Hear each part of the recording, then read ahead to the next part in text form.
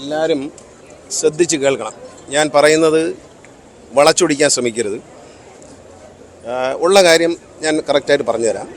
KSRTC ഓടിച്ചുകൊണ്ടിരിക്കുന്ന smart city പദ്ധതിയുമായിട്ട് ബസ്സുകളുടെ എണ്ണം 113. മറ്റ് 50 ബസ്സുകൾ KSRTCയുടെ ഉടമസ്ഥയിലുള്ള ബസ്സുകൾ. അങ്ങനെ ഇത്രയും വണ്ടികളാണ് തിരുവനന്തപുരത്ത് ഓടിക്കൊണ്ടിരിക്കുന്നത്.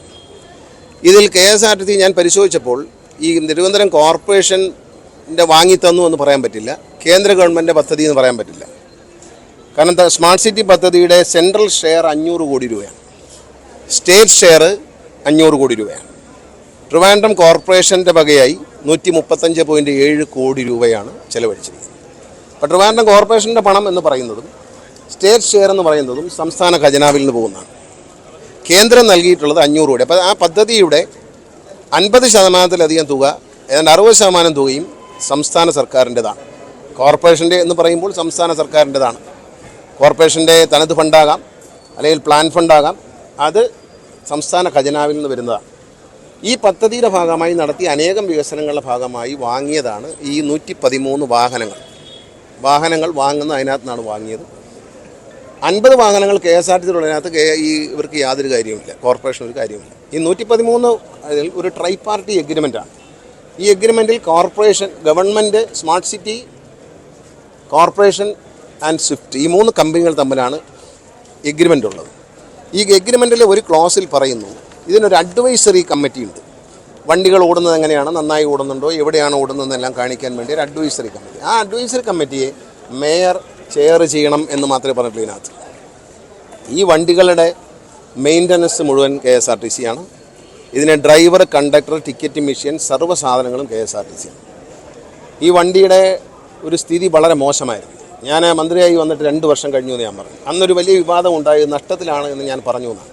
നഷ്ടത്തിൽ തന്നെയായിരുന്നു. അന്ന് ഒരു വണ്ടിയുടെ ശരാശരി വരുമാനം 2500 രൂപയായിരുന്നു, ഒരു വണ്ടിയുടെ ഒരു ദിവസത്തെ വരുമാനം.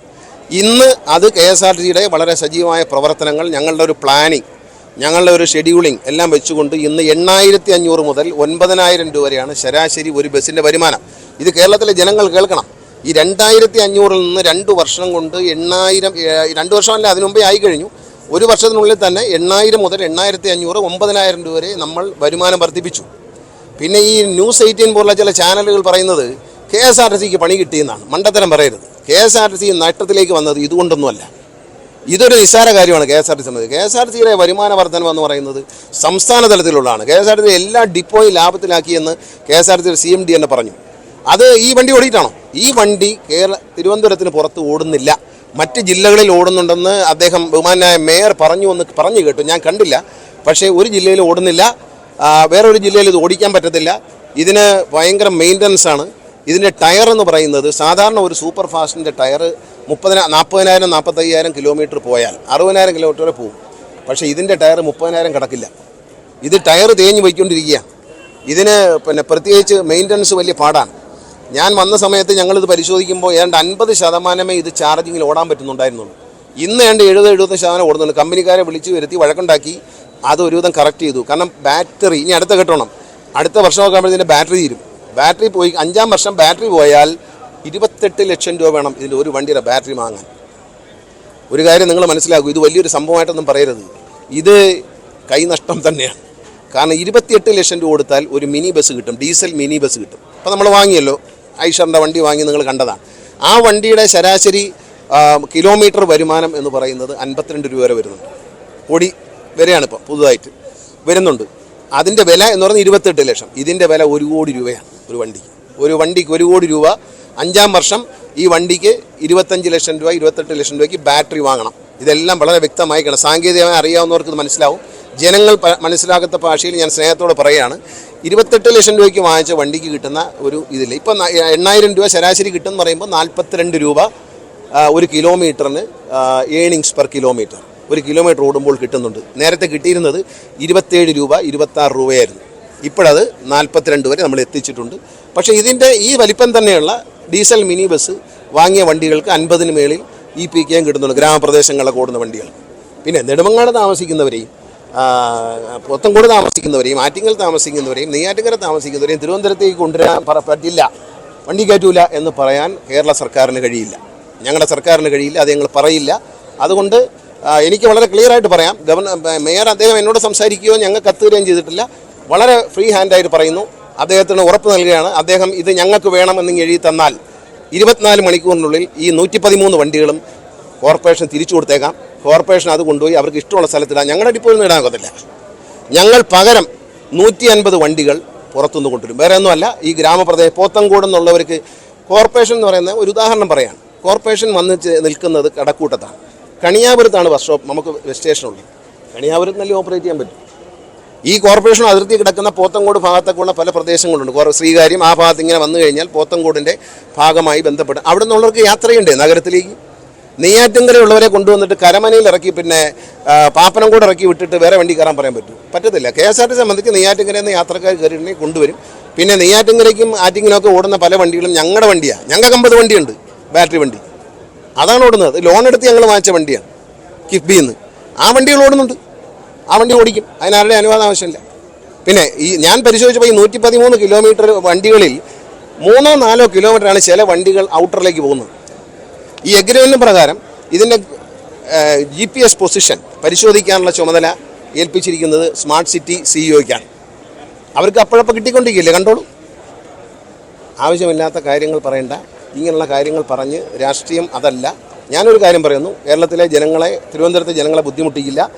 എപ്പോഴാണോ കോർപ്പറേഷന് ഈ സാധനം ഞങ്ങൾ എടുക്കാം എന്ന് പറഞ്ഞൊരു കത്ത് CMDക്ക് കൊടുത്താൽ മതി, 24 അവേഴ്സിനുള്ളിൽ അവർ പറയുന്ന സ്ഥലത്ത് ഈ വണ്ടി ഇട്ട് കൊടുക്കും. പകരം 113 വണ്ടിക്ക് പകരം 150 വണ്ടി, അതിലധികം വണ്ടി ഞാൻ സർക്കാരിൻ്റെ ഭാഗത്ത് നിന്ന് ഞങ്ങൾ ഈ കേരളത്തിലെ തിരുവനന്തപുരത്തെ ജനങ്ങൾക്കും യാത്രക്കാർക്കും ഉറപ്പ് നൽകുന്നു. പറഞ്ഞാൽ 24 മണിക്കൂർ പറഞ്ഞാൽ 24 മണിക്കൂറിൽ ഈ 150 വണ്ടിയും സിറ്റിയിലുണ്ടായിരിക്കും, ഓടിയിരിക്കും.